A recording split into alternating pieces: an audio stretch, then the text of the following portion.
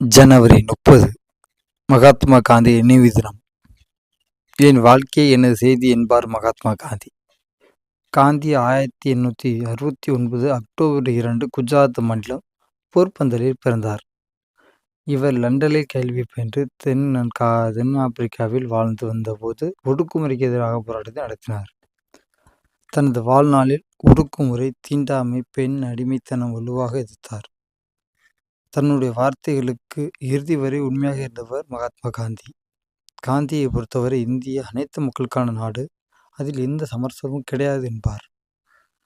தனது தனித்துவத்தால் மக்களை ஈர்த்த காந்தி 1948 ஜனவரி 30 டெல்லியில் பிர்லா மாளிகையில் போர்ச்சுகோவால் சுட்டுக் கொல்லப்பட்டார்.